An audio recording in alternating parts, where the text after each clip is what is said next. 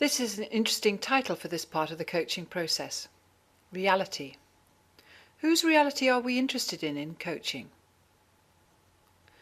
So we're going to explore the R bit of the GROW model. By the end of this session, you'll be able to explain the importance of helping the person explore their current reality.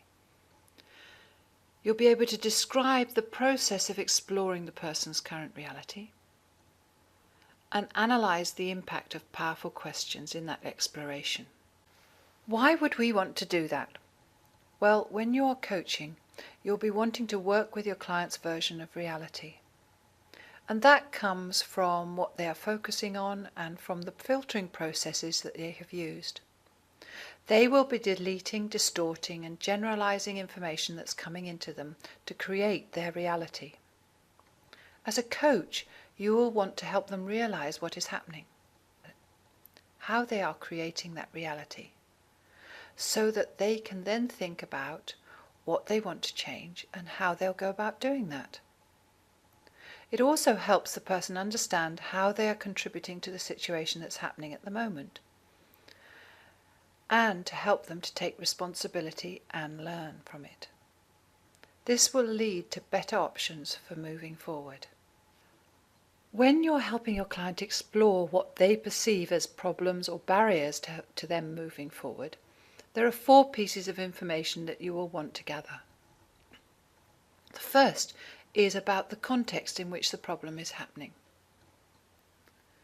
The second is what is triggering the behaviour or the problem.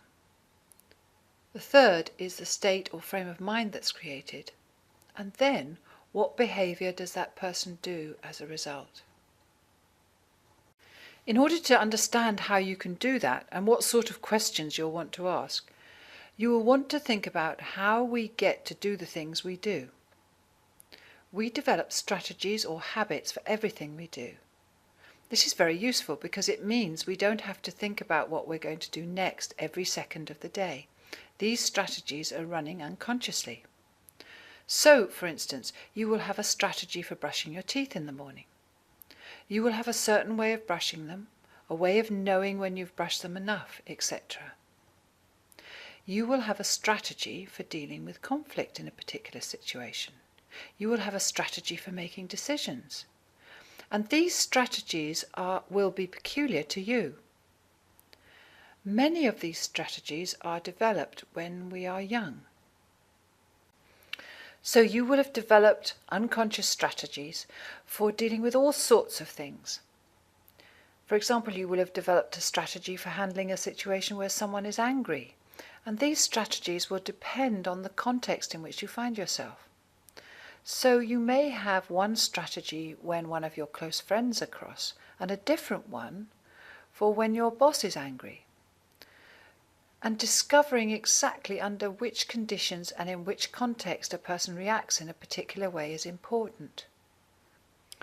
Because this enables you to help the client realize how they are doing the problem and to think about how they will change it. Here is what O'Connor and Largis have to say about changing strategies and habits. They say once you want to change, habits can be a problem. You are a giant, you have tremendous strength, but lots of little habits can keep you tethered in a place like the ropes that bound Gulliver in the book Gulliver's Travels. He woke up on the beach tied down by hundreds of very thin ropes tied by very small people. He was strong enough to break any single rope, but hundreds of them held him fast. He was helpless, and we may feel the same in the grips of our habits. So in coaching, our job is to help the person find out the little ropes that are holding them down and to help them break through them all so that they can move forward. Our strategies are largely unconscious and are set off unconsciously by what are known as triggers. Triggers are certain things that we see, hear, touch, feel, taste or smell that then unconsciously set off a reaction in us. These triggers are around us everywhere. For example, you may have a piece of music and as soon as you hear it you feel great. Or a red traffic light has become a trigger to stop. Or perhaps when you hear your name said in a particular tone of voice, you're triggered to react in a particular way. When I was born, my parents gave me the first name of Leslie, but always called me Jane, which is my second name, except on those thankfully rare occasions when my father was very upset with me. Then he would call me Leslie. I remember that when I was having my eldest daughter, the nurse looked at my records and then started to call me Leslie, and I immediately went into thinking, oh my goodness, what have I done? So our behaviour is very often triggered by something outside of ourselves. For example, if you react in a particular way when your boss is upset, it may be triggered perhaps by a tone of voice, or a look in his or her eyes, or a way they are sitting or standing. When you can investigate what triggers the state, and that will drive the behaviour, then you can help the person react at a different way at the trigger. So once you have the trigger, then you can find what state the person gets themselves into and what happens in terms of their behaviour as a result of the trigger. When you're finding out about the trigger, you'll want the person to talk to you about one particular time when the trigger created the state and the behaviour. Why would you think that is? Well, there are two types of learning. One is inductive learning and the other is deductive learning. In inductive learning, we take one or maybe a couple of experiences and learn from that. We will then take that learning and generalize it out to other situations.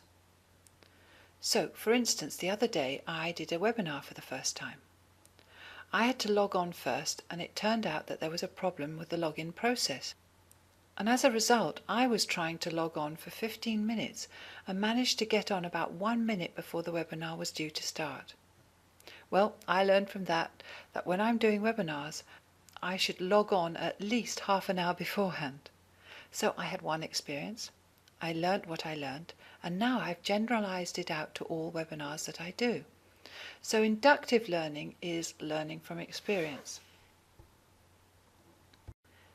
Deductive learning, on the other hand, works the other way around. With deductive learning, you take a generalized theory and take the learning and apply it to a specific situation. So you will take a model like the GROW model, learn all about it, and then use it when you coach your first client. In coaching, the learning is largely inductive learning. Your job as a coach is to help your client learn from their experiences. And that's why you'll want to take your client to one specific example of a situation that they want to change, and then help them learn from it. And then generalize out the learning from that to other similar situations. So, for instance, if someone comes to you because they are very nervous when doing presentations, you will want to take them to one instance where they felt that nervousness and explore what is going on there, and then help them change, and then they can generalize out that learning to all situations where they're doing presentations.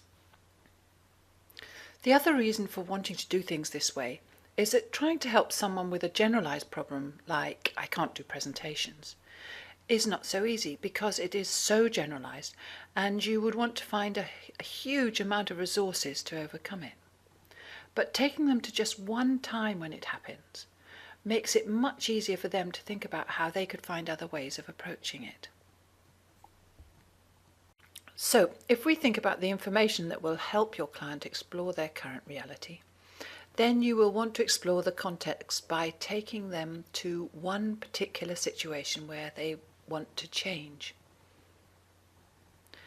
And find out what the trigger is. What is it that triggers their current strategy? And then what feeling or state of mind is triggered, and what do they do as a result of that?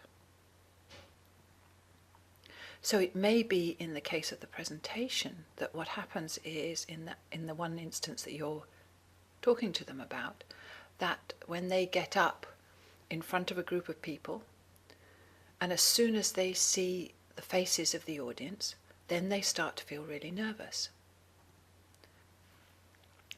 And when they feel nervous, then they start to forget what it is that they want to say and have to rely on their notes too much. So what questions will you want to ask your client to find these things out? Here are some examples of questions you may want to ask. What is happening? Can you describe one occasion where this happened? Take yourself there as if it were now. Tell me, what is going on? What's the feeling that you have? What is it that's happening that triggered that feeling? What are you seeing, hearing, touching, tasting, smelling when that feeling started? What do you do as a result of that? And how do you behave as a result? And when in similar situations do you not react like that? Please note that all these questions are in the present tense. Why would you want to do that? Well, it's because you want them to be able to experience the situation fully, so that they will be fully aware when they've changed, because then when they think about it, they will get a different feeling. In this way, you can help your client fully explore what's happening at the moment and how they're achieving their current reality. That will help them find ways of resolving the problem much more easily.